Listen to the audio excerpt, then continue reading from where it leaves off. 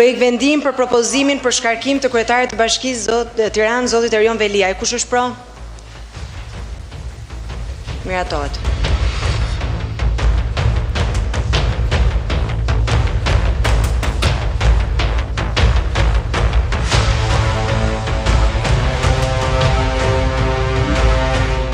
Që të mos të pranoj shkarkimin dhe të mos i drejtohet gjykatës kushtetuese,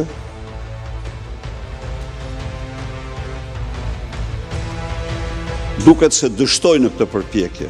Do më thënë, duket se Erion Veliaj nuk pranoj marrëveshjen gjersa a ju ka kërkuar avokatërve të tij të depozitojnë ankesën në gjykatë kushtetuese.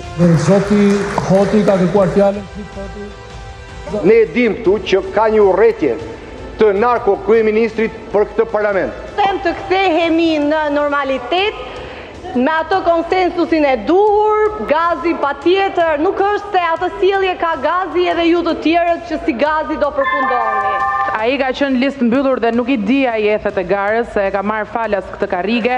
Megjithatë dua vetëm një këshill shumë miqësore. Mos merr leksione nga Noka dhe nga Bardhi se e para s'di ta bësh, e dyta mirë është mos ta bësh. Dy ministra tuajet kanë qenë të deleguarit e narkosit në samitin e Arubës. Ju investoni për të prishur imazhin vendet në çdo fjalë tuajon, ju investoni fuqimisht për ta bërë me baltë Shqipërinë. Dhe këtu do ta mbyll edhe këtë fjalë bukurosh. Kur të drejtohem ty, atëherë mund përgjigjesh. Tani po flas me kolegun tim Noka. Dhe një fjalë e fundit. I dashur koleg, të lutem, kur del edhe bën akuza, vëri emër akuzave, pasi të gjithë kolegët e mi këtu nuk kanë qenë kur në Aruba. O më zonjë, nuk kanë qenë këta, se shumica janë të ri dhe nuk i njeh kush, po kanë qenë antarë të kabinetit të narkosit.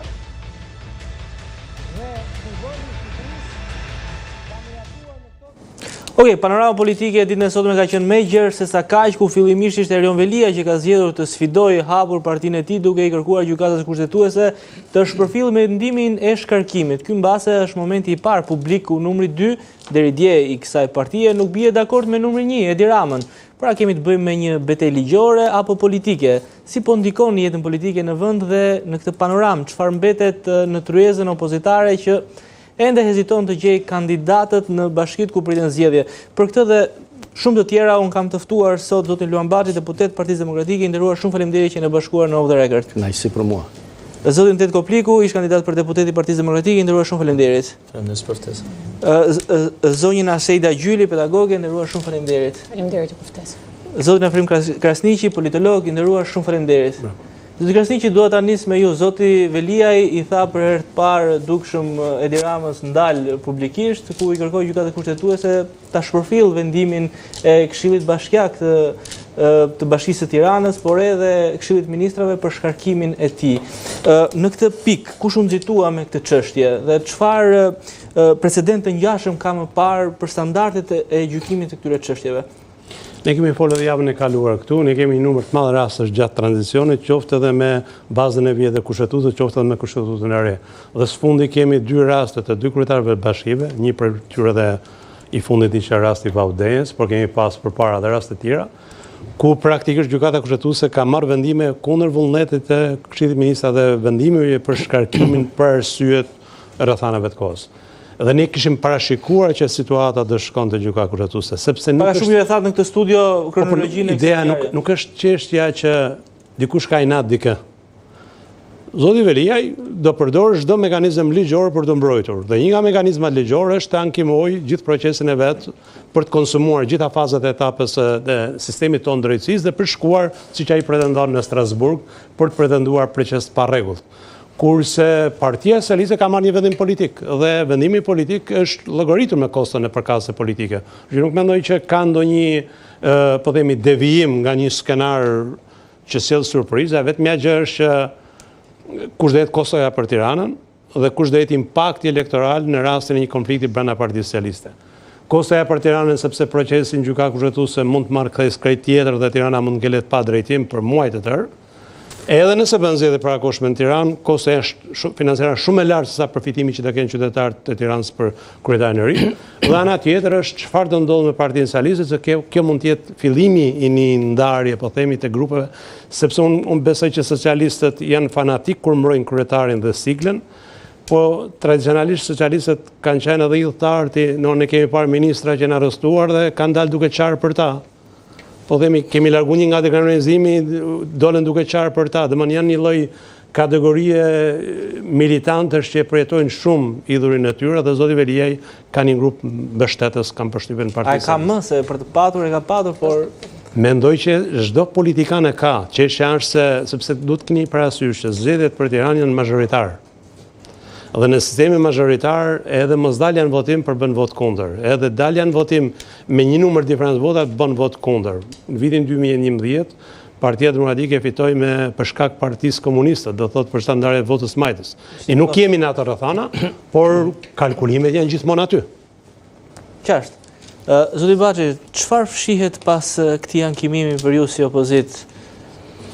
Personalisht mendoj se nuk ka ndonjë fshehtësi të madhe, unë nuk mendoj kurrë që Erion Veliaj është kundër Ramës. Absolutisht. Nëse Erion Veliaj do të donte të mbrojë kundër Ramës, ka një armë shumë të fuqishme. Të bëhet i penduar, të thotë të gjitha ato çfarë di dhe ai di shumë në marrëdhëniet ka me Ramën dhe në abuzimin me pushtetin, se nuk mund të imagjinosh që shkeljet për tendera, lejet e ndërtimit në Tiranë, korrupsioni është pa djenin e Ramës.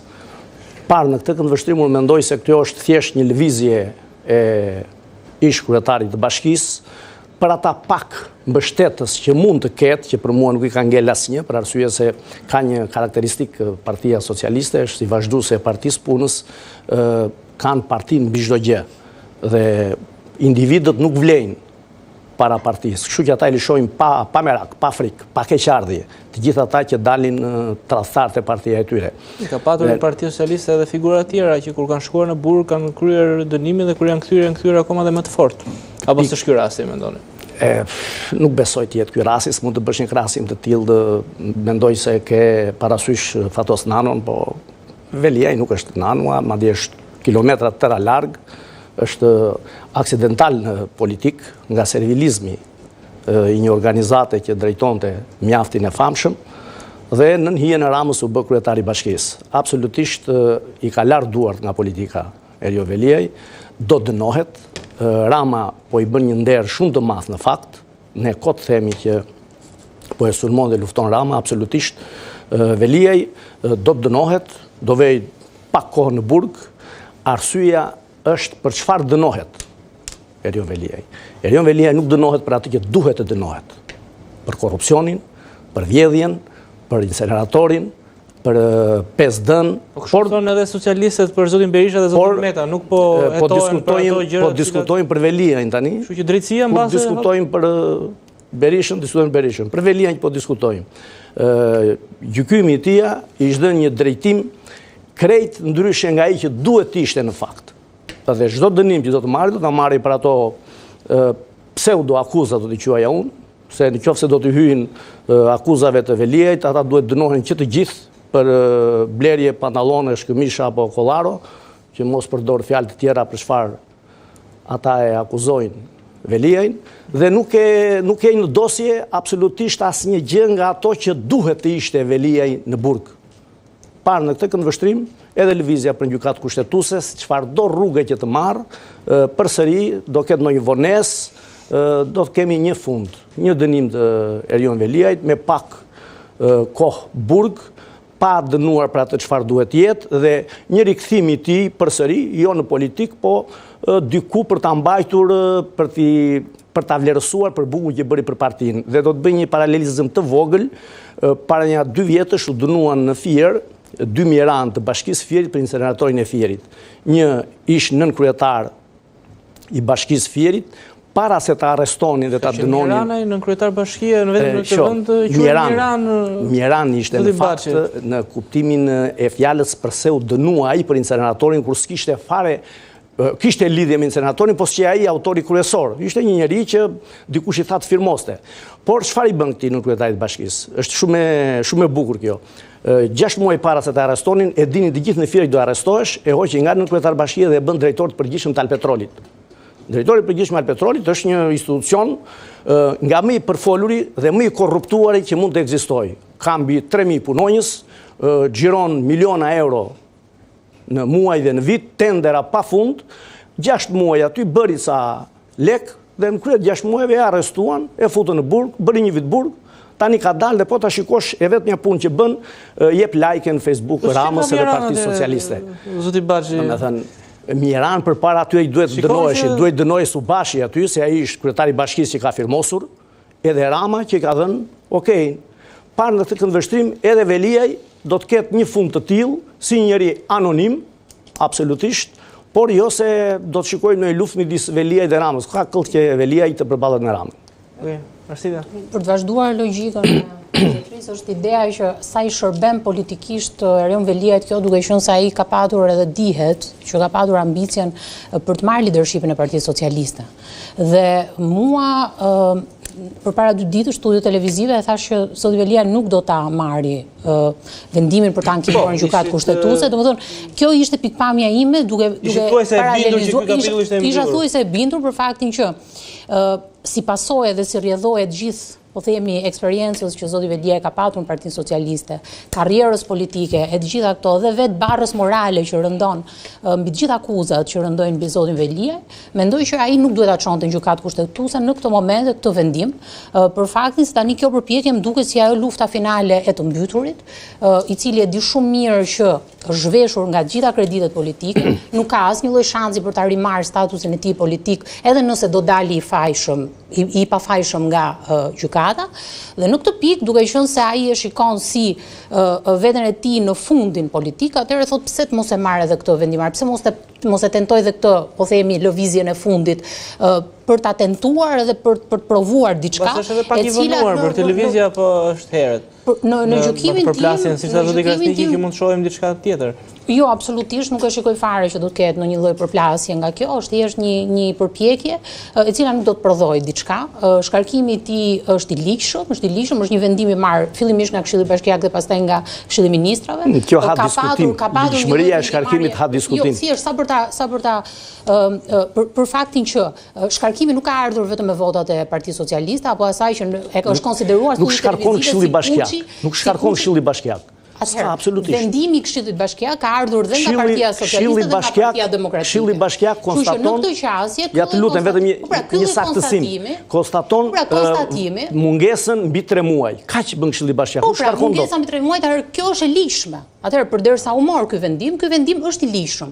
Dhe për aq kohë sa u mor nga të dyja palët, pra dhe nga Partia Socialiste dhe nga Partia Demokratike, legjitimon një farë mënyre që kjo mungesë është e pajustifikueshme dhe të mos e mbajmë më Tiranën peng, po të japim shansin që të ketë një leadership të legjitimuar me votat e publikut ashtu siç e meriton.